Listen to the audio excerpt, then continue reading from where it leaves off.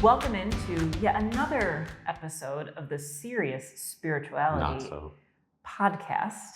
We are your hosts. My name is Halina Schriefer. And I'm Paul Narus. And we invite you into these podcasts as a way to join us in a discussion of spiritual understanding. And we're just going to kind of share a couple things that come through us, but we would love to know what questions that you have about anything spiritual or about anything that we've talked about, and any topic requests and any intuitive insights that you also receive on this podcast.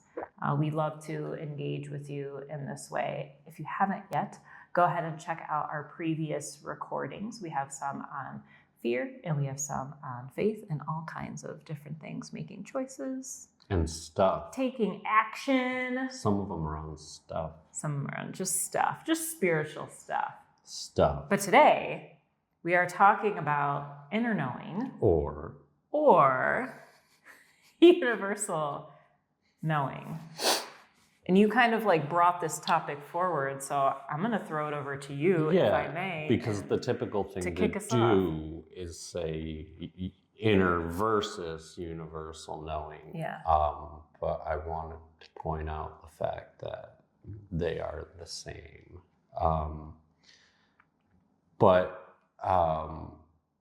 When we talk about our inner knowing, we're talking about our instincts, we're talking about what makes us feel right, it's talking about all the things that we choose to want, like the selfish things in the positive way, I suppose.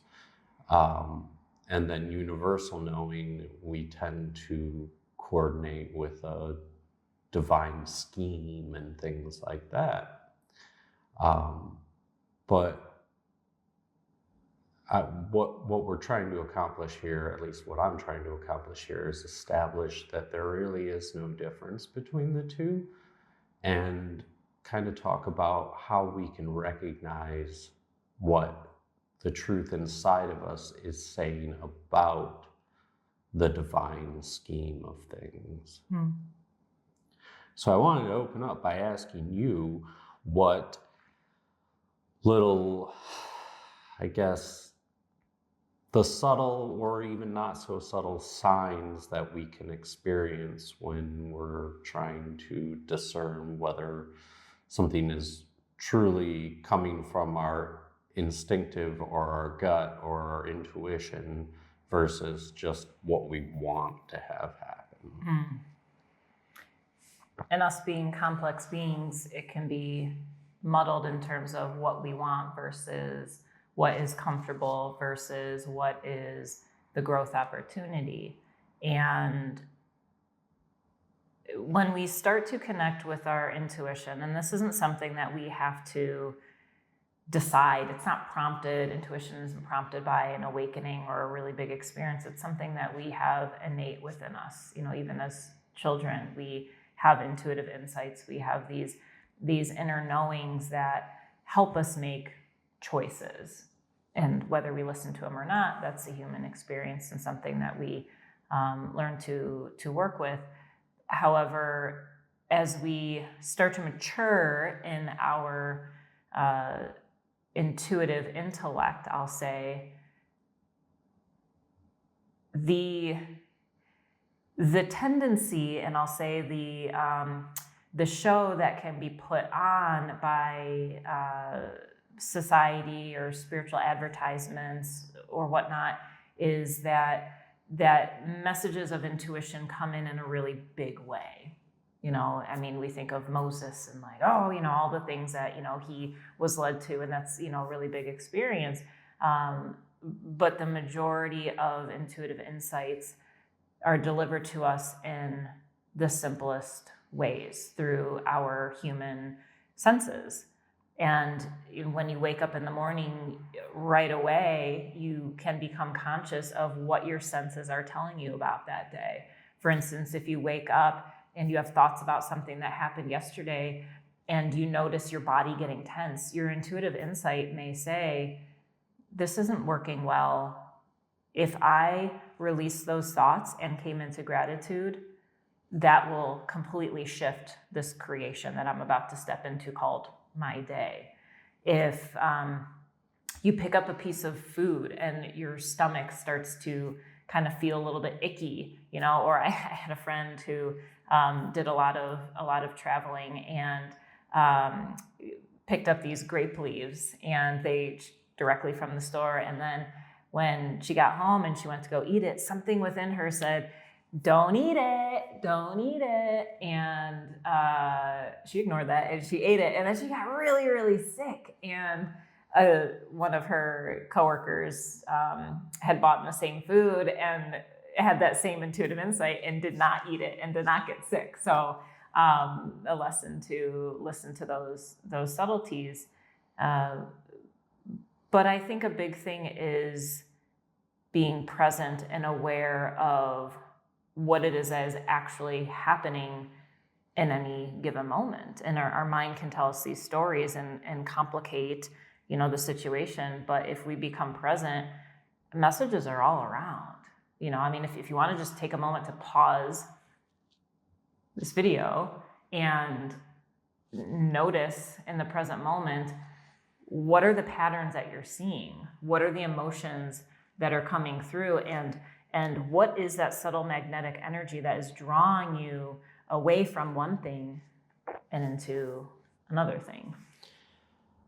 So I guess when you're talking about the subtleties of the feeling, we'll use the food as the example. We have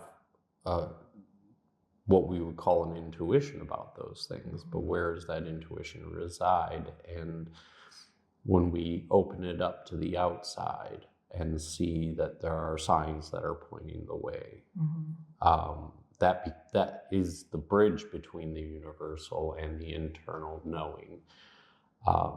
I'd like to think about putting that into terms that are kind of greater and saying that we already know everything we need to know. We as humans just happen to have these ways of having to discover that. And that's what those signs and synchronicities or that gut feeling are. When we're locked into this 3/4 dimensional existence, we have a limited capacity to just know everything. But we do still inherently know all the things we need, all the things that exist, and how they are presented to us just seems oddly irrational to who we are as people, as rational beings, for the most part, at least. It's not until you dip into what the human mind would consider irrational that we start to open up to those intuitive thoughts and intuitive knowings and the outside knowings and the outside thoughts. I want to come back to something you said, which is we already know everything, and that it can be hard to connect with that understanding when we are faced in a situation where we see choice ahead of us. We see multiple roads that we could go down. And a lot of times we'll say, I don't know what to do here. I don't know which path to take or which job or whatever. And in that moment, when we say, I don't know, and that's such a beautiful statement because we are acknowledging that we are human and we are disconnected from that higher knowing in this area. However, something for us to remember is we are still fully connected to the divine in many different areas, and it's not anything we can disconnect from. But in that unknowing, what we're actually saying is, I'm listening, I'm watching, I'm learning, and we can pay attention to how our spirit is driving us forward. And I think that's a key word to put in here too, is the word spirit, because the spirit is the individual droplet of the divine that we get to cart around this universe. And all of the signs and synchronicities, as you said, are that bridge into the oneness, into the universe. So acknowledging that maybe my mind doesn't understand what's going on here, but my spirit can fully comprehend what it is that's about to happen. And we can verify this too when we go through a tricky situation and we reflect back on it. We may say, oh, wow, like I was really freaking out about that, or that was really difficult. Hey, I made it out. I made it out. And how much did I learn through that? What are the connections that I made? What did I release from my life that was really difficult? But now I have all of this freedom. I have all of this wisdom. I also want to talk about, from that, to an extent, the different emotions that arise when we find ourselves in a place of unknowing or a place of discovery, which are both the same thing. And I guess I'm going to say some things that may sound like an excuse for you to cop out of certain situations, but it's, and maybe rightfully so. Who knows? It's each one of you has your own choices to make. But knowing that at times life causes us anger, and it causes us anger mostly based on an unknowing, an uncertainty. Think about your job and how difficult sometimes your day-to-day life can be in a job, and having to learn to do things for this purpose, and that purpose seems to be making someone else money or things like that. The anger that arises in those situations should be a telltale sign that what is being pursued isn't of the mind of the divine. And that's why it's harder to wrap your head around it when you go, well, why did my boss do that? And why did my boss make me do that? The lack of ability to comprehend isn't a thing of ignorance. It's actually your inner knowing speaking out in those moments too. But what it's trying to teach you or tell you is that this is not for the higher purpose of humanity. This is not for the higher purpose of self, and this is not for the higher purpose of the divine. Just a thought that was coming to me about that was all. So what you're saying is when we're presented with a situation where there's disagreement, it's not necessarily about this big divine purpose. It's the subtleties of being a human being and working through each circumstance from the human perspective. Right. Well, that is a way of approaching it.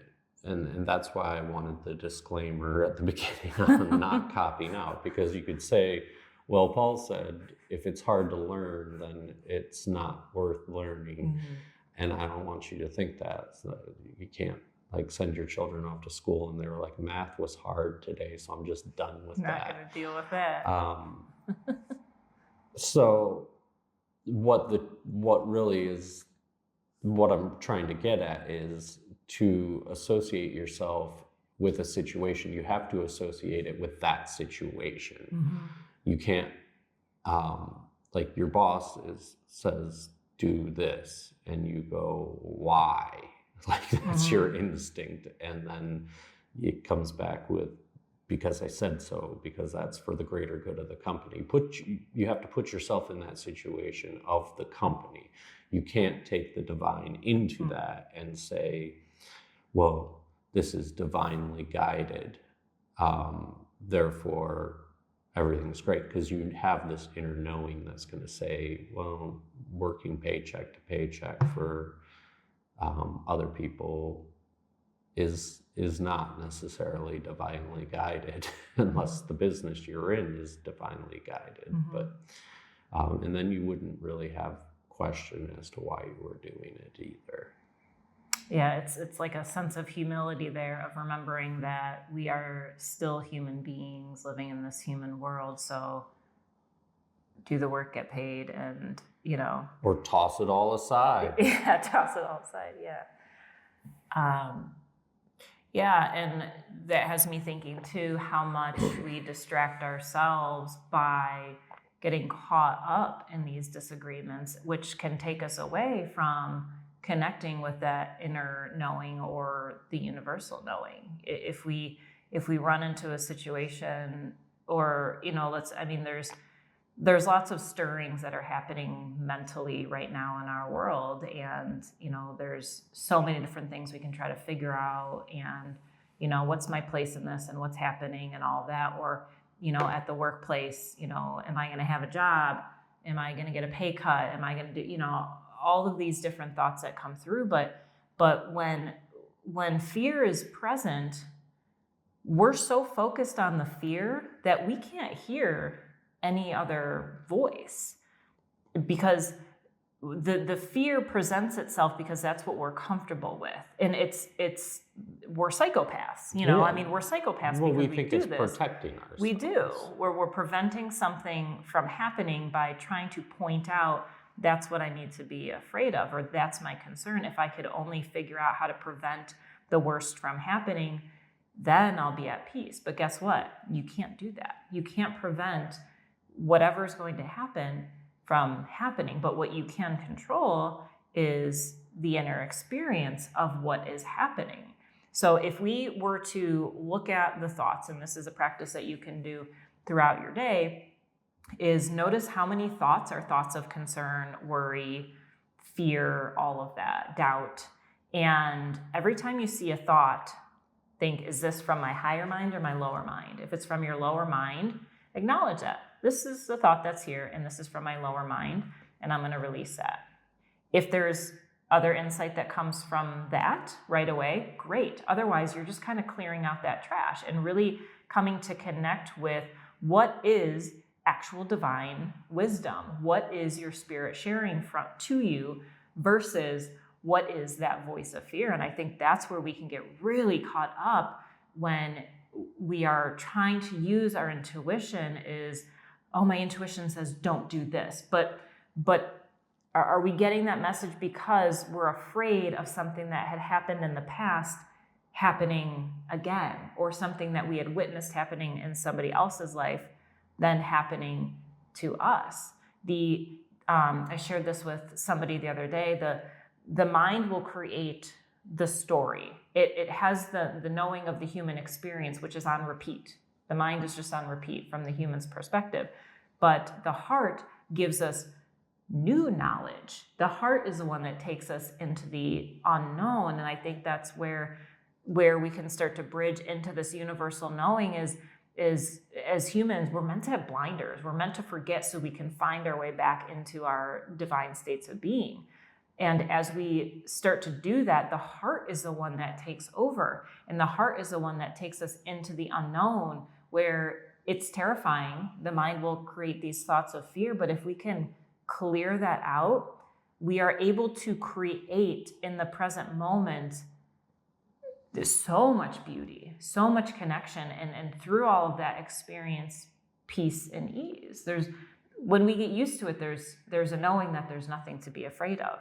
Because then everything is divinely led. Everything is a divine orchestration. Like we talk about the mandala, everything is simply happening, and we are in the flow of that. I want to come back to something you said about the distraction that is the fear, and that fear then translating to anger. And think of how many stories that you hear of people bringing their bad day home from work, and or the kids in a bad day at school, and we have these energies that fluctuate based on that, and then they bounce off of other people's energies. And if we could be more mindful of our reaction, which is literally the only thing we can control, is how we react to every situation that's around us. we can create a more peaceful environment, not just for ourselves, but for everyone else that we come in contact with, even if it's just a person who's walking past you, you know. I saw this guy speaking the other day about acts of kindness and the measurable results of serotonin from it. But the person receiving the acts of kindness, the person giving the acts of kindness, and an observer will all experience the same serotonin boost just from one action. And that's amazing to think about, is that your ability to energetically affect your environment needs to be something that's present in your conscious mind. And that if you shift your energy away from the energy of fear or the energy of anger, and you don't carry those energetic paths with you, then when you encounter someone else who's in that same energetic path, their energetic anger or fear will drop in and of itself. So just, I think there needs to be a concerted effort amongst all of us to be more at peace within ourselves. And I know that that's talked a lot about, and it's almost cliche, but finding yourself in peace in the present moment is so important on a universal level because of this concept of knowing the best course of action. If you can put yourself back into the place where your inner knowing and the outer divine knowing are one and the same, then you get to feel more ease throughout your day, and you get to feel more ease throughout your life, and then others around you also get to experience that along with you. How do you distinguish between the voice of fear versus a greater knowing? That kind of was the initial question that I thought about asking, was like, is it a physical sensation? Is it an emotional sensation? And the answer is both. On the humanistic level, we experience things through our senses, but we also experience things through emotion, which is a deeper, but also causation of physical reaction. But emotion just means movement, and it's a movement of energy through the body, which will cause a physical reaction. So distinguishing it has to be knowing first what feels good and what feels bad. And when things start to, that can be a really hard thing to figure out, honestly, because sometimes we're trained to think ways that where something feels bad is a good thing. Like, like in sports, that's a good example, is like you hurt yourself, good, you're learning, things like that. Or eating lots of chocolate cake. It tastes so good, but right, my body's not happy. Right. You have to learn what is you have to look at it from the cause and the effect that it has. Find yourself in the middle of those two things and see if you feel good or bad because of it. And that it's a hard process to come across or to wrap your brain around. But I also want to introduce this idea of neutrality, where if you receive this knowing, this magnetic pull to move forward in a direction, yet it doesn't make sense, that could be a clue. Like, it's not logical to move in this direction, to leave your job or to move to a different state or whatever. However, there's that magnetic pull, but what we can start to develop is this emotional neutrality, where we are unattached to the outcome of what's happening because we feel comfortable in the unknown. If we are fully trusting our spirit to draw us into the exact place that we need to be, then we can let go of control and allow ourselves to move into the unknown with more ease and observation and curiosity versus trying to force our life in a direction and constantly running out of steam or hitting walls or, maybe, trying, oh, I really want to go to this place. And then you go and then like it rains or, the flight gets canceled. I mean, all of these things can happen. But in that act of surrender, there's a level of detachment to how everything is going to unfold and what's on the other side of that. And that is something that I have learned that has been incredibly valuable because I can take on the role of the witnesser of my life. And I can see myself reacting and responding to certain situations.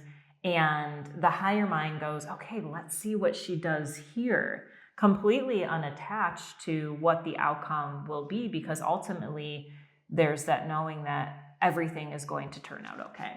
It just is. It's just going to turn out okay. And if you go back to one of our previous episodes on fear, I talk about that present moment mindset, specifically when I was discussing the element of water and our ability to just be at peace in the unknowing.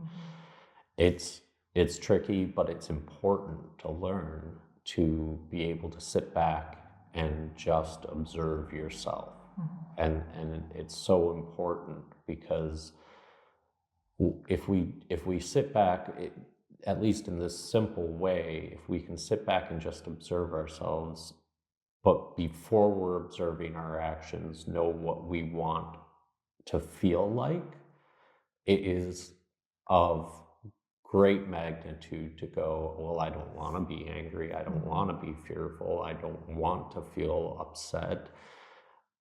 And then you can correlate when it's time to take action, you can correlate your actions based on that.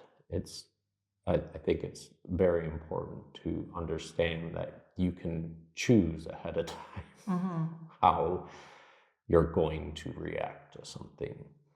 Yeah, and in the present moment, if the mind says, I don't know what's going to happen, and it starts to suggest different outcomes, that's an indication that fear is taking over, and that is wasteful energy. We can spend so much time in that space trying to come up with all these creative possibilities. When we get there, something different is going to happen anyways.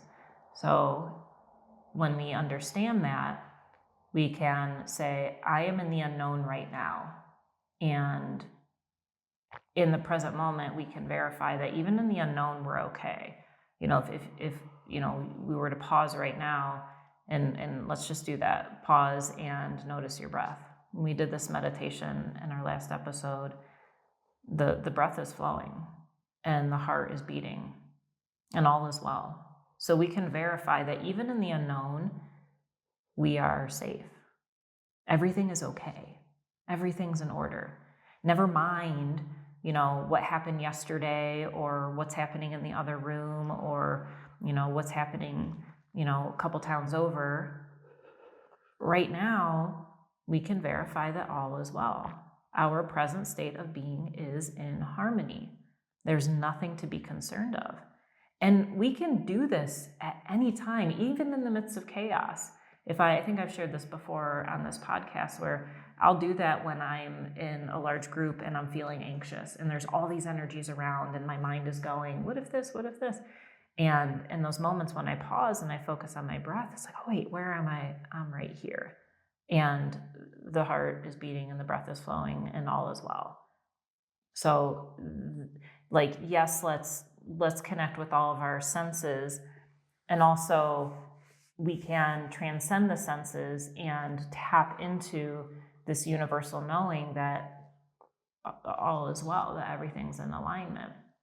And there's kind of like this, so we can be in the unknown for so long, but then going back to our episode about taking action, like sometimes we can stay there of, well, I know nothing, here I am, not taking responsibility for my life, I'm just going to kind of float by. And if that's your path, that's blessed. It's, we can stay there.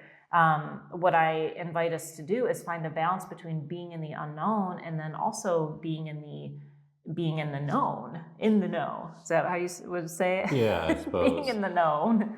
In the know. And knowing that you have access to infinite amounts of knowledge, and all you got to do is ask.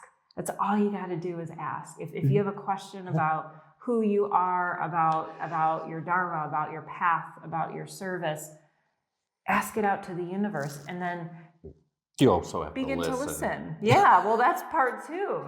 Listen. And I'll tell you, sometimes you might not like what you hear, and that's a choice. If you feel, I was talking to a student yesterday who's struggling with different things that are happening in the world and really wanting to be of service, but doesn't quite know how to be of service in the world and for our nation. And so what was coming through was to be in the unknown, and maybe they will be called to take action within our nation. Maybe the divine would be like, don't worry about this place. I want you to go to India and take care of the children there. And it's, okay, well, would you go? Like, yeah, of course I would go. Okay. So what is our actual concern? And when we're present enough, and when we put that question out, how am I to serve? I'm seeing a lot of struggle in the world. How am I to serve? Throw that question out there and then listen. And then maybe somebody will come and give you an invite to go to India to take care of children. Maybe you'll get a job offer. Maybe you'll meet somebody who is running a nonprofit and they really want some support. Things will just start to happen to draw you into however it is that you're meant to serve. But when the fear is there, or if we're presented with something, it's like, oh, logically this doesn't make sense. Why would I go to India and do this? But the heart says, you should go. This is your purpose. Is that what it does? Yeah, that doesn't. Is that what it sounds like? Mine does. Oh. Yours doesn't? Anyways. Anyways. What are you going to listen to? Are you going to listen to the logical part of your mind that says, hey, stay here where it's safe? You can hide away. Or are you going to say, screw it, I got this life and I'm going to take advantage of it and I'm going to go where my heart is guiding me to go? Even if you don't make the choice that seems like the one you should have made, like that's where we end up beating ourselves up about things. The course is going to correct itself no matter what. I mean, we're all going to end up right back where we began. So it's not as detrimental as you may think it is to not choose wisely. But why not go for it if you can? You're going to have a great life experience no matter what. Another question I have for you is, how would you, so some of us on the spiritual path talk to different guides, ascended masters and angels, spiritual beings not in the body. How would you relate universal knowing to communication with other spirits? Well, a lot of time it's about the energy of what you're trying to figure out, I would say. We assign attributes to things. So like if you're talking to an angel, you're talking to, say, Michael. Well, let's use Raphael, for example. You're talking about healing generally. So you're just tapping into an energy, and that energy is conscious of it in and of itself, and it can manifest in any way that it needs to manifest for your benefit. So you may see and hear the voice of Raphael, but you're talking to the universal voice of healing in that moment, which is the universal voice of God.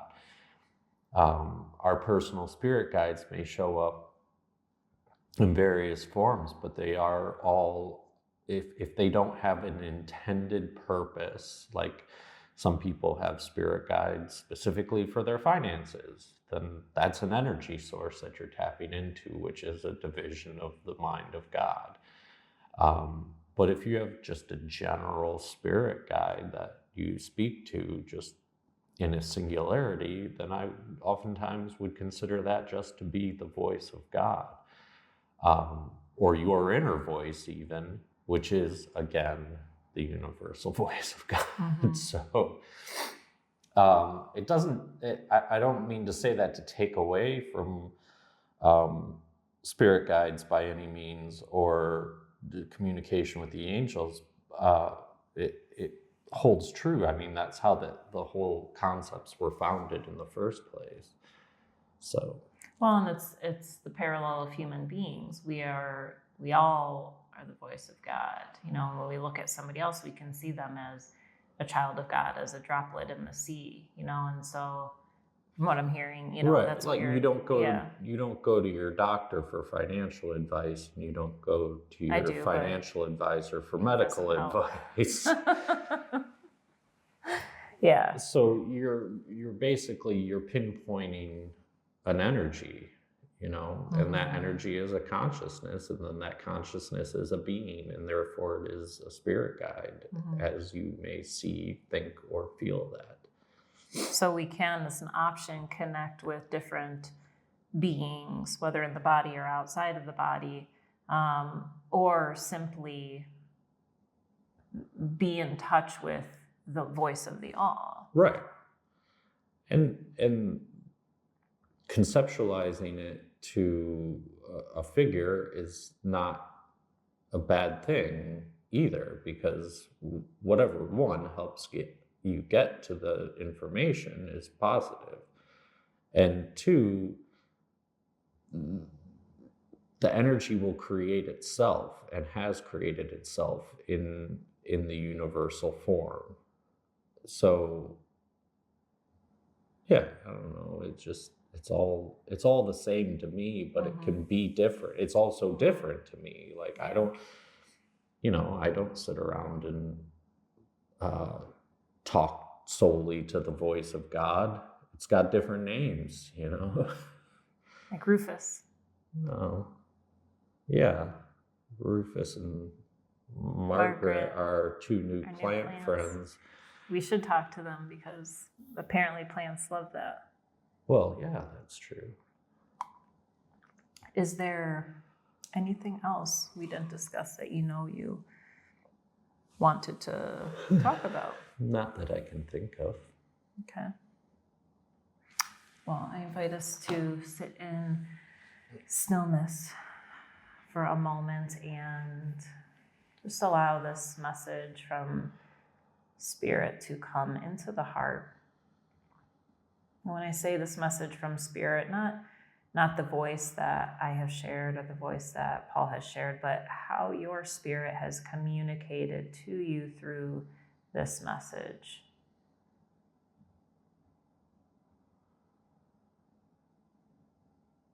We'll bring awareness to our heart space, taking a few deep breaths to fill up the chest.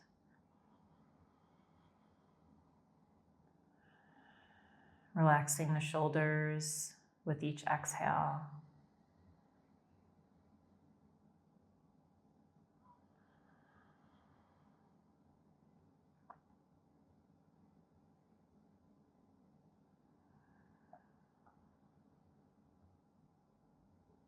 And then we'll speak directly to the heart,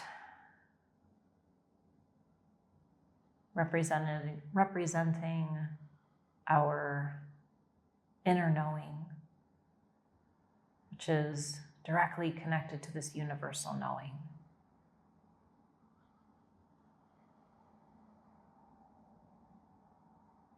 And then saying to the heart, clear my path so that I may know myself more.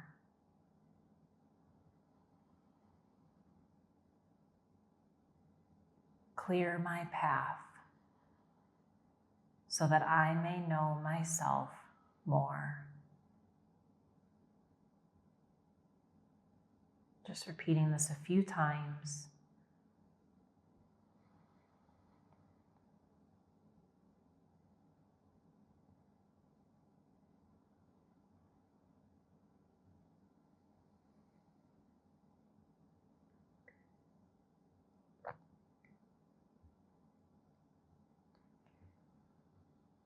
And then next, speaking to the heart, guide me directly into the arms of the divine. Guide me directly into the arms of the divine.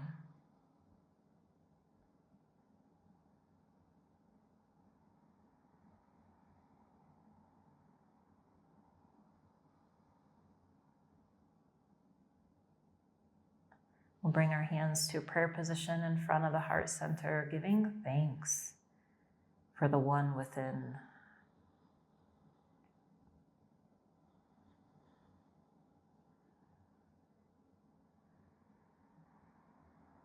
When you're ready, you can open your eyes.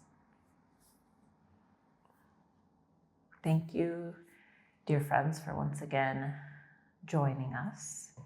And we ask that you do us a favor by giving this video a like, a thumbs up, and if you're not yet subscribed, go ahead and hit that subscribe button.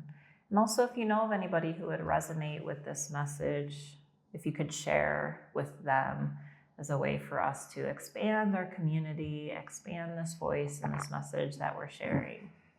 And to give you a little bit of information about our nonprofit, Ordinary Pioneer, we specialize in all things spiritual. We are an inclusive community that offers what's called gift economy here, which means community members can participate in our yoga classes, our Reiki shares. We've got drop-in healing hours, all kinds of different services. Our Qigong class tonight at 5:30. Classes and all kinds of things. You see, you can't say tonight because this is recorded. Wednesday night. Wednesdays, yeah. So if you feel led to support this mission to bring gifted healing services into the community, you can visit ordinarypioneer.com. Any donation is received with so much gratitude. And thank you for all of the ways you support and participate with us. Any last words? You asking me what I want on my tombstone? Pepperoni and cheese. And banana peppers. Ew, gross. But they don't sell it that way. Anyways, cut.